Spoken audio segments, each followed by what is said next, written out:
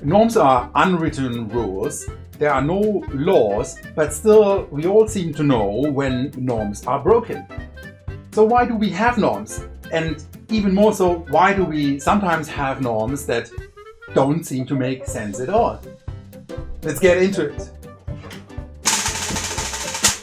So why do we have norms and what are they? Social norms are sort of unwritten rules about how to behave. There are no laws, but still everybody seems to know what the social norm is.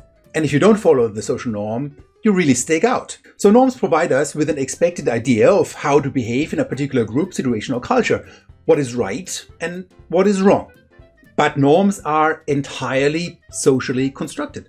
For example, it's a norm that you have eye contact with the people that you talk to. There is no law for that, but if you wouldn't do that, it really sticks out. It's pretty obvious.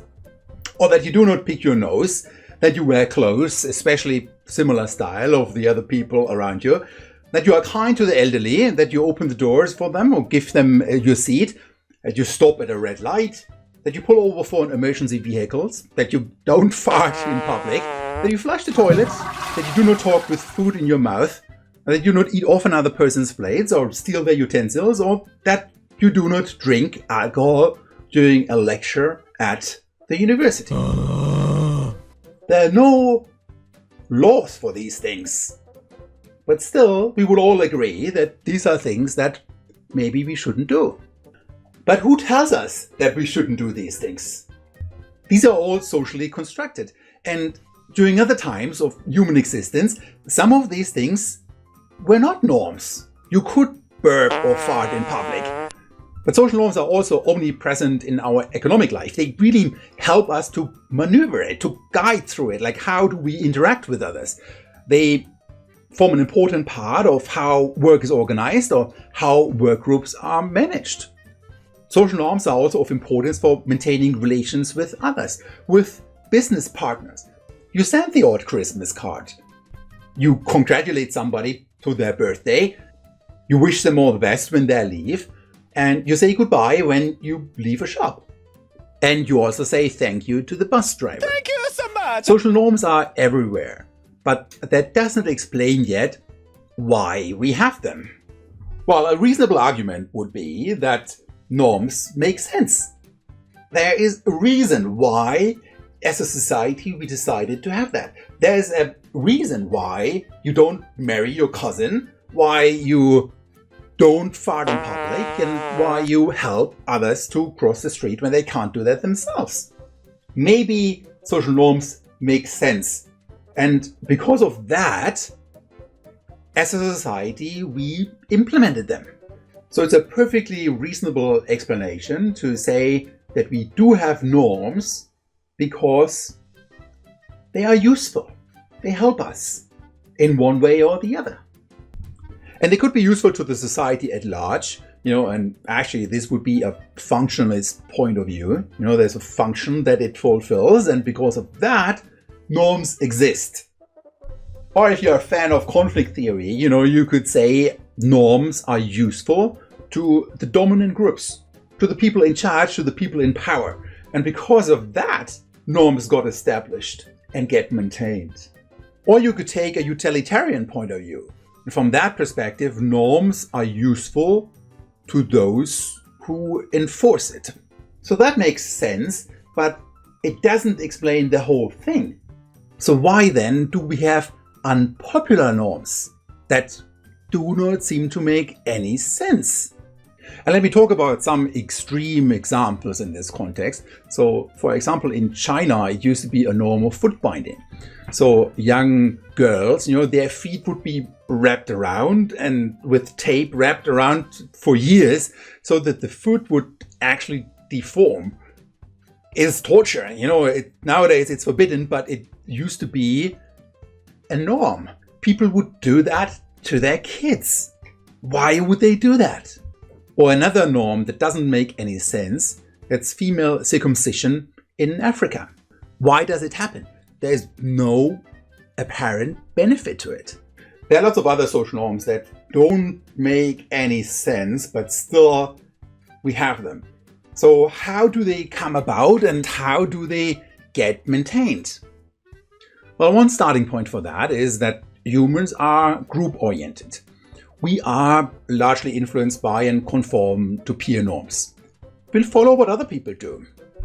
Funny story, I remember when I first came to Ireland, I got into the bus, and in my German way, I just got into the bus.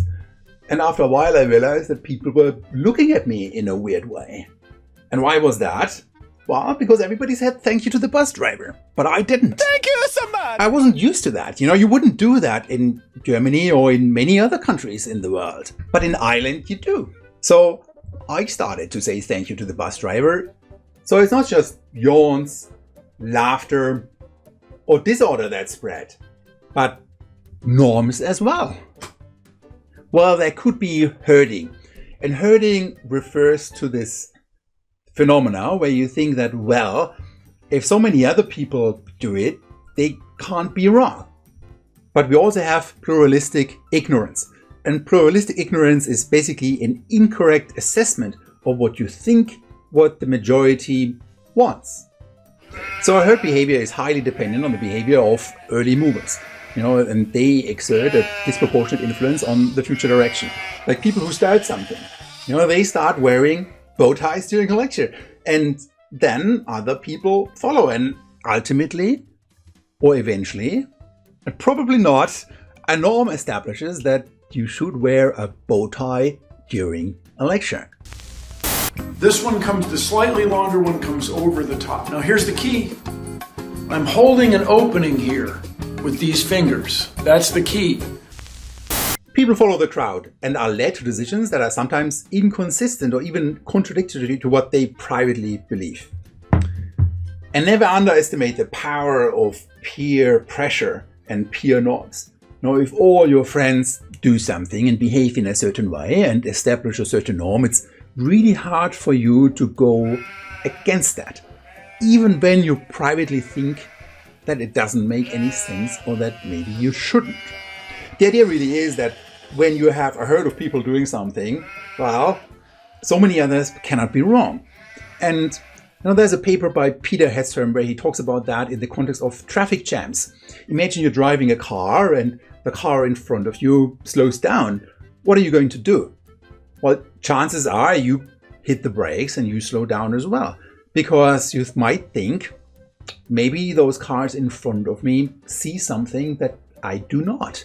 So maybe there is an accident further down the road or a construction site and I better slow down. So you do it because you think that so many others cannot be wrong. It's one of my favorite observations, and I hope and I'm sure we'll get there again and enjoy it, when you are at the airport and you sit at the gate. And your flight is not until another hour or so. And everybody's sitting there, everybody's chilling. I just got my coffee and I listen to my music. I'm just having a good time. And then there's this one dude coming along who just walks by everybody who is happily sitting there and stands at the gate and forms a queue. And you all know what happens next. So within a minute or two, people jump up and they run behind that guy and form that queue. And usually I'm sitting there, I observe the whole thing. I'm a sociologist after all. And it goes on for 5 minutes, and then everybody who was happily sitting before now stands in the queue. And I wonder what the hell did just happen, especially because it still takes another half an hour until the gate opens. And you know what? Sometimes even I stand up, even though the queue has formed. It doesn't make any sense for me anymore to have a certain position in the queue. Besides, I don't really care about a certain position in the queue anyway, because I have a seat in the plane with a seat number on it. But still, I stand up and I join the queue. Why do I do that? That's herding behavior. Let's talk about another mechanism that could be at play here, and that's what we call pluralistic ignorance. Pluralistic ignorance basically refers to the situation where you think the majority wants something, but in fact the majority doesn't. So it's like a wrong or false assessment of what the majority wants, and based on that you behave in a certain way. Not because the majority wants that, but because you think the majority wants that. And people then suppress their dissent and copy the behavior of others who are incorrectly assumed to represent the majority. So it's all about false assessment of what the majority wants. And the classic example in this case is the time of Prohibition. That is when alcohol was banned. You were not allowed to buy alcohol in shops or in pubs. And during that time, in the US, most people thought that others were for it, even though in reality, most people were against it, including those who were most vocal about the introduction of Prohibition. And we can still observe this with respect to drinking today. Perkins and Craig conducted a study on drinking and perceived norms about drinking. It's a web-based survey amongst schools in middle and high schools in the US, and the actual use of alcohol in middle schools was 7%. But the students thought that the use of alcohol is much higher. It's 23%. And the same thing in high schools, where the actual use in high school of alcohol was 29%, or 29% of the people drank alcohol, while in fact the students thought that 60% of the people drink alcohol. That's alcohol-free. And you observe that in other important areas, especially for young adults as well. For example, at what age do people have sex for the first time? Or how many people in a cohort do take drugs? There are huge differences in what is actually true and in what people think or what people's perceptions are about these things. Our behavior is heavily influenced by our perceptions of what others think and do. Oftentimes you do not know how many of your friends drink alcohol, or when they had sex for the first time, or whether they experimented with drugs. But for your own behavior, that doesn't matter. What matters is the perception of these behaviors that you have.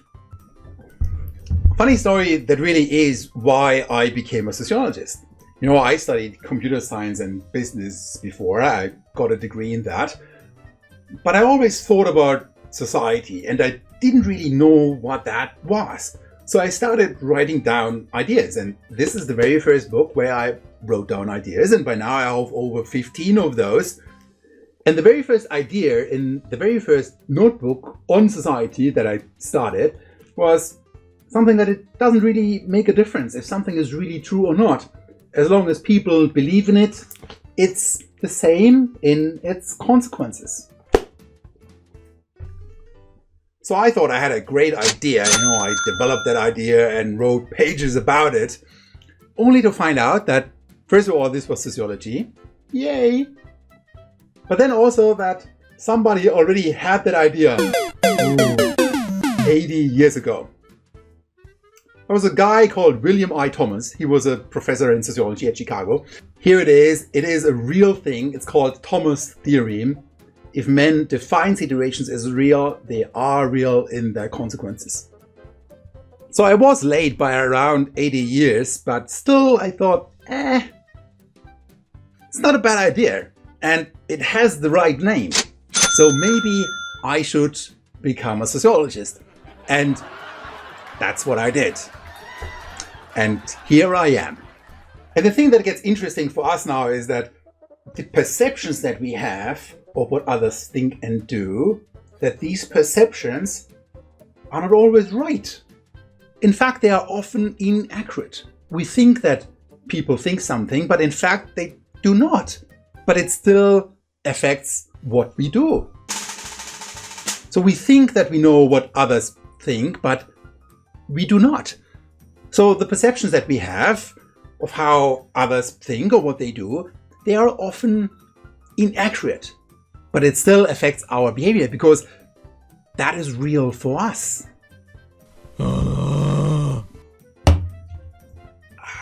So why would we misperceive norms?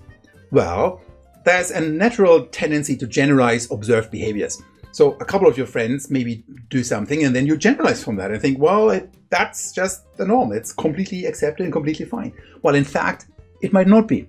Oftentimes we misperceive something because it's portrayed to us in a certain way. For example, through entertainment or advertisement. And when you look at advertisement, everybody has the perfect body, everybody is well trained and in perfect shape, and and they're healthy and whatnot. And you think, what's wrong with me? I don't fit into that. I seem to be less fit, I seem to be less beautiful or more ugly than the people portrayed in the media. And you're not ugly, you're beautiful. But what is being portrayed by social media to you is not a representation of the real world. And often we cannot grasp that, and especially vulnerable groups struggle with that. Oftentimes young kids, teenagers, or even some of you might not have the confidence to be who you are, because you think that you're supposed to be in another way, and in the way how those fit, healthy, shiny-looking influencers present themselves. But in no way are those influences a good reflection of society. So we have an idea now about how norms come about and also why they might get introduced, even when they don't make sense or when they are based on the wrong assumptions. But why would these norms persist when they don't make sense? Shouldn't people eventually realize and change things? Shouldn't they just go away? Because one could argue that norms that don't make sense are unstable. And with unstable we mean that people would realize that they are wrong, or that they don't lead to any benefit, or that they're not useful and so on. So they are shaky. So these norms are based on shaky grounds because you could easily knock them over. They are unstable when they don't make any sense. So one interesting suggestion here is that norms, especially unstable norms, survive. They still exist because these norms are enforced. So somebody tells you what to do. So I didn't want to eat the spinach, but I had to. Somebody enforced that.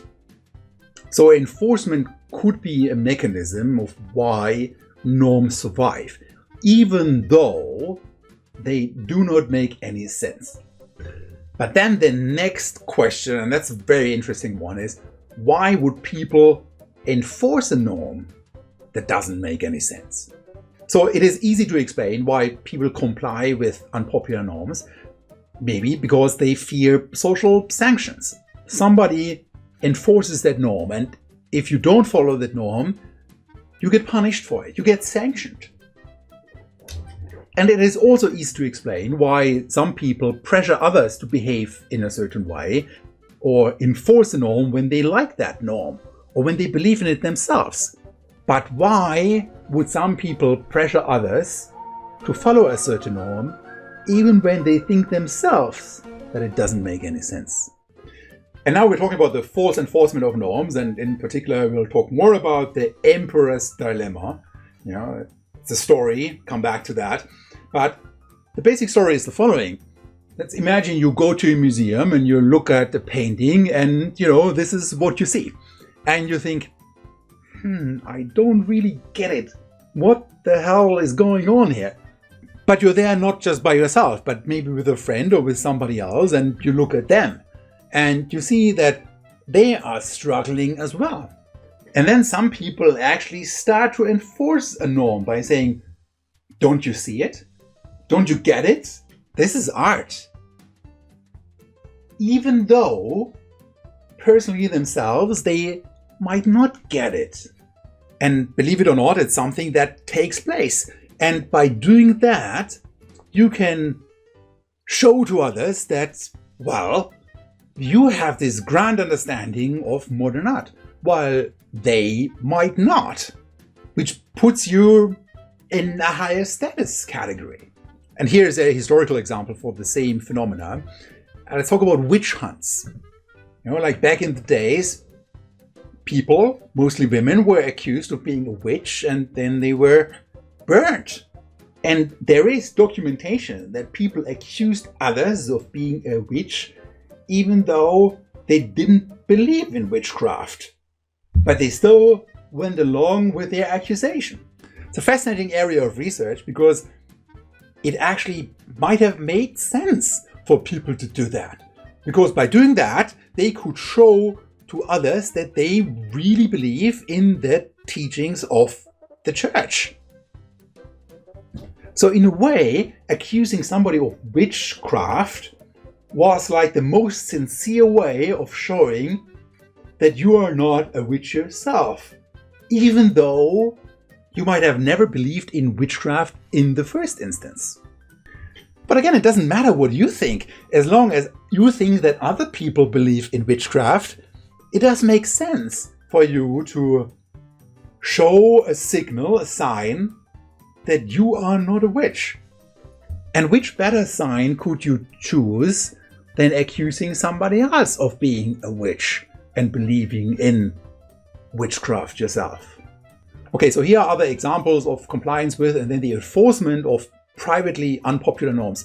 So this is a situation where you comply with something, but not only that, but then you also enforce it. So you make sure that others also do it, even though you privately do not believe in it. An example could be the exposure of the politically incorrect by the righteously indignant, who thereby affirm their own moral integrity. Or, like gossiping about a social faux pas by snobs who are anxious to affirm their own cultural sophistication. I'm not posh, I love kebabs! It's very funny, you can even see this in sociology, Like you talk to a friend who read an article and didn't get it, and then you talk down to that friend and say, didn't you get it? It was beautiful theory, general systems theory, don't you get it? You must be stupid. And by saying that, you could credibly, but falsely show that you are a proper sociologist, while the others that don't get it are not. What the fuck? Or here's another one, like the public adoration of a bully by a fearful schoolboy, who does not want to become the next victim. So why does someone adore the bully, even though they don't want to get bullied? So false enforcement is the public enforcement of a norm that people privately oppose. And let's come back to our college freshmen. So they might worry about social acceptance. And because of that, they might be tempted to drink, and to celebrate drinking and appear to be cool. And sometimes it doesn't stop there. Sometimes it goes further on to drugs and so on, that people use drugs because they want to appear cool in the eyes of other people, even though they really know that it is wrong or that it's not that good for them. However, you must not appear to be motivated by this goal, because otherwise people would look through you. You would not get accepted by the group if the group would realize that you are only drinking in order to appear cool. You would be a poser. It wouldn't be real. People wouldn't believe you. But how can you make people believe you? Well, a reasonable strategy is not just to party, but then also to express the belief that others should do that too. Getting others involved into drinking or taking drugs or doing other things that you shouldn't do, in order to show your sincerity of that behavior to the others, even though you know it is wrong. And if that happens in the context of drinking, like people enforce the drinking in others to appear cooler themselves and to be credible in that, that adds to social pressure and leads others like them to then join in. And a main reason why people enforce it might not be because they truly believe in it, but because it's actually a good strategy to show your sincerity to it and that you are not a poser who just wants to be cool. Anyway, so much about social norms. They're fascinating, they're all around us, and they drive our life in more ways than you think. Social norms are one of the most socially constructed things. Somehow we seem to get to an agreement what we are supposed to do, even though there is no law, there is no rule. And interestingly, we even have norms that don't make sense, but they're still there. One explanation for that is that norms get enforced. But that brings in the next question. Why would people enforce a norm that doesn't make any sense, that is unpopular, and that they do not believe in themselves? And that's what we're going to talk about next time. Take care. Bill Nye here on how to tie a bow tie. I've got it around my neck, I've got it under the collar. You tie an overhand knot, one side over the other. Then I recommend you wiggle, you adjust, till one side is slightly longer than the other. Just slightly, a seam width. And you like to use this side here because I'm right-handed. This one the slightly longer one comes over the top. Now here's the key. I'm holding an opening here with these fingers. That's the key. Come up from underneath and poke the middle of this one back through, creating a loop. Or if you want to go nautical on me, a bight, a B-I-G-H-T. But there you are. Now we must dress the knot. This is true whether you're a sailor or a bow tie wearer. We are dressing the knot. Now with a mirror, this is a lot easier, but I put in some hours. If you fold these two forward, you can feel it, that it's even. Check it out. See, looking sharp is not rocket science.